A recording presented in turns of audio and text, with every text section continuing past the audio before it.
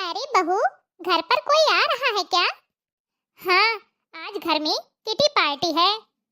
आप ना अपने कमरे में ही रहना। मैं आपको जल्दी खाना दे दूंगी, आप खाकर आराम से सो जाना। अच्छा ठीक है। बहू, सब्जी नहीं बनी है क्या? थोड़ी सी सब्जी दे देती। तुम्हें तो पता ही है कि मुझे रस वाली सब्जी कितनी अच्छी लगती है। अरे, अब जो मिल रहा है चुपचाप खा लीजिए ना। देख नहीं रही हैं, मैं सुबह से वैसे ही कितनी परेशान हूँ। अभी थोड़ी देर में मेरी सहेलियाँ घर पर आ जाएंगी। आज मैंने घर पर कुछ बनाया नहीं है। आपके लिए दाल चावल बना दिए हैं। दाल में ही 2 आलू उबालने के लिए डाल दिए थे, तो चोखा तैयार है। अब ज्यादा उम्मीद मत करिए आप। इतनी सारी सहेलियाँ आ रही हैं मेरी, तो मैंने आज खाना बाहर से ही ऑर्डर कर लिया है। हाँ? अगर खाना बाहर से आ ही रहा था तो मैं भी थोड़ी उसी खाने में से खा लेती। खैर कोई बात नहीं। पिछली बार जब मेरा बेटा समोसे लेकर आया था और मुझे समोसे खाने के लिए दिए थे, अगली सुबह ही मेरा पेट खराब हो गया था। तब से ही बहू मुझे बाहर का कुछ भी खाने पीने नहीं देती। अब भला मैं कैसे बताती कि मेरा पेट सुबह की दाल खाकर खराब हुआ था, ना कि समोसे खाने से। इतनी सी बात को लेकर बहू ने बहुत बड़ा बखेड़ा खड़ा कर दिया था और मेरे बेटे से लड़ गई कि आप तो माँ जी को बाहर का खाना खिला देते हैं, पीछे से उनकी देखभाल मुझे ही करनी पड़ती है। इसीलिए आगे से मुझे कभी बाहर का खाना लाकर मत दे। वैसे तो मुझे खाने पीने का बहुत शौक है, लेकिन क्या करूं। अरे वाह, कितनी अच्छी खुशबू आ रही है। बहू, अरे ओ बहू, क्या बना रही हो खाने में? देखो तो, अभी मैंने सब्जी छौंकी नहीं कि बुढ़िया के मुंह में पानी आ गया। कैसे जीभ लपलपाती हुई चली आ रही है। ठीक से दिखाई नहीं देता, मगर नाक बहुत तेज है इसकी। यह नहीं है कि बुढ़ापे में सीधा सादा खाना खाए, भगवान का नाम ले और अपने कमरे में पड़ी रहे। जब भी रसोई में कुछ अच्छा बनाती हूँ तो यह जरूर आकर नजर लगाने लगती है। माँ? हाँ, क्या है? माँ, बुढ़ापे में जब ठीक से दिखाई देना बंद हो जाता है और इंसान कमजोर हो जाता है, तो उसके लिए अलग से खाना बनाया जाता है क्या? माँ, तुम भी ना बहुत भोली हो। तुमने आज तक तो मुझे बुढ़ापे वाला खाना बनाना सिखाया ही नहीं। देखो, तुम मुझे भी वह खाना बनाना सिखा दो। हो सकता है कल को मेरी शादी होगी तो मेरी पत्नी को वैसा खाना बनाना ना आए, इसलिए तुम मुझे अभी से वैसा खाना बनाना सिखा दो, ताकि तुम्हें बुढ़ापे में दिक्कत ना हो। और अपनी पत्नी को भी ये सारी बातें अच्छे से समझा दूंगा। नहीं तो आपको ऐसे ही बुढ़िया कहकर बुलाएगी तो मुझे अच्छा नहीं लगेगा। मैं दादी को भी जाकर समझा देता हूँ कि बुढ़ापे में उन्हें अलग तरीके का ही खाना खाने को मिलेगा। शायद दादी को भी किसी ने समझाया नहीं होगा कि बुढ़ापे में यह सब नहीं खाते हैं। अरे रुक बेटा। क्या हुआ माँ? बेटा, यह क्या बोल रहे हो तुम? दादी को यह सब मत बोलना, उन्हें बुरा लग जाएगा। वह तो मैं सुबह से काम कर करके बहुत परेशान हो गई थी, तो गुस्से में मेरे मुंह से निकल गया। सॉरी, लेकिन मुझे दादी के बारे में ऐसा नहीं बोलना चाहिए था। बेटा, बुढ़ापे में भी यदि इंसान स्वस्थ है तो वह सब कुछ खा सकता है। तुम्हारी दादी को ऐसा कुछ नहीं हुआ कि वह पकवान या सब्जियां ना खा पाए। मैं ही जरा गुस्से में गलत बोल गई। अच्छा सुन बेटा, मैं जल्दी से खाना बना देती हूँ। तेरी दादी को आलू मटर की रस्से वाली सब्जी बहुत पसंद आती है, फिर हम उन्हें खाना खिलाने चलेंगे, ठीक है ना? तब तक तू दादी के पास जाकर उनका ध्यान रख। ठीक है माँ। बेटा, क्या बना रही है तेरी माँ? दादी, आज आपकी फेवरेट सब्जी बन रही है, आलू मटर की सब्जी। अच्छा, सच में? अरे बहू, आज सब्जी जरा ज्यादा बना लेना, देखना सब्जी कम न पड़ जाए। एक समय पर मेरी सास इस घर की मालकिन थी और आज उन्हें एक कटोरी सब्जी के लिए भी मैंने तरसा दिया।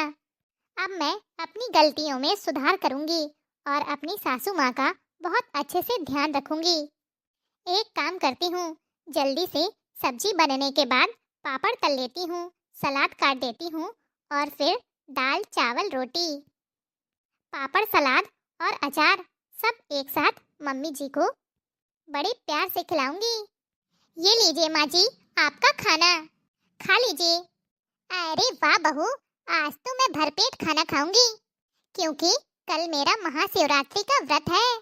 आज तो तूने मेरा मन खुश कर दिया। अरे वाह माँ जी, आप इतनी सुबह सुबह मंदिर जाने के लिए तैयार भी हो गई। हाँ बहू, क्या करूं, शिवरात्रि के एक दिन पहले से ही मैं भगवान भोलेनाथ को प्रसन्न करने के लिए उनकी तैयारी में लग जाती हूँ। और हाँ बहू, सुनैना चाची के यहाँ से बुलावा आया था। उनके यहाँ शिवरात्रि पर गाने बजाने हो रहे हैं, तो मैं मंदिर से सीधे उनके घर चली जाऊंगी। तुम भी वहाँ पहुँच जाना। ठीक है माँ जी। अच्छा बहू, अब मैं चलती हूँ वरना मुझे देर हो जाएगी। बोलिए शंकर भगवान की जय। भजन करती भोले तेरे मंदिर में, भजन करती भोले तेरे मंदिर में। जो मैं होती भोले गंगा और यमुना, जो मैं होती भोले गंगा और यमुना, बहते रहती भोले तेरे चरणों में, बहते रहती भोले तेरे चरणों में। भजन करती भोले तेरे मंदिर में। जो मैं होती भोले बेला चमेली, जो मैं होती भोले बेला चमेली, महक रहती भोले तेरे मंदिर में, महक रहती भोले तेरे मंदिर में। भजन करती भोले तेरे मंदिर में। जो मैं होती भोले घी का दीपक, जो मैं होती भोले घी का दीपक, जलते रहती भोले तेरे मंदिर में, जलते रहती भोले तेरे मंदिर में। भजन करती भोले तेरे मंदिर में। जो मैं होती भोले तेरी पुजारन, जो मैं होती भोले तेरी पुजारन, भजन करती भोले तेरे मंदिर में, भजन करती भोले तेरे मंदिर में। जो मैं होती भोले चांद और सूरज, जो मैं होती भोले चांद और सूरज, चमक रहती भोले तेरे मंदिर में, चमक रहती भोले तेरे मंदिर में। भजन करती भोले तेरे मंदिर में।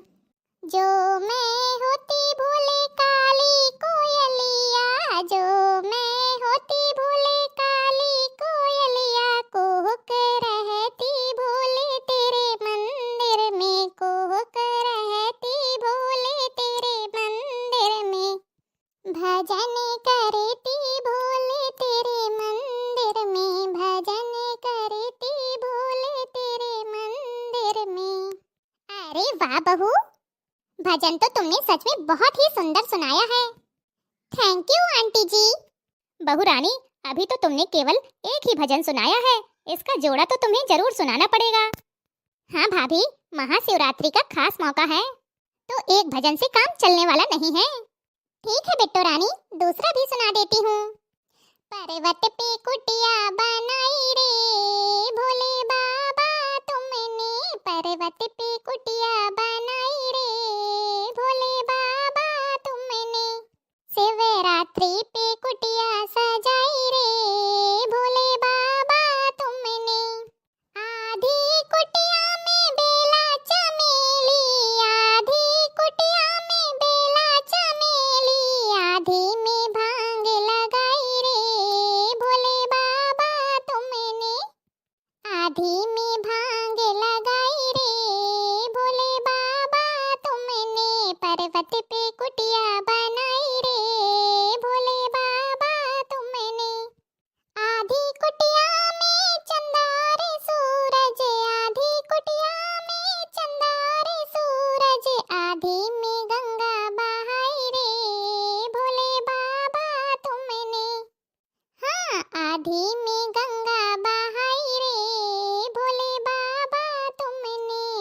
पर्वत पे कुटिया बनाई रे भोले बाबा तुमने।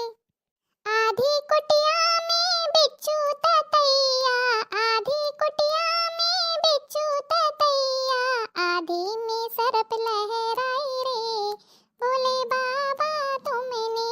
पर्वत पे कुटिया बनाई रे भोले बाबा तुमने। आधी कुटिया में बूढ़ा नंदिया, आधी कुटिया में बूढ़ा नंदिया, आधी में गौरा बैठाई रे भोले बाबा तुमने। हाँ, आधे में गौरा बैठाई रे भोले बाबा तुमने। पर्वत पे कुटिया बनाई रे भोले बाबा तुमने।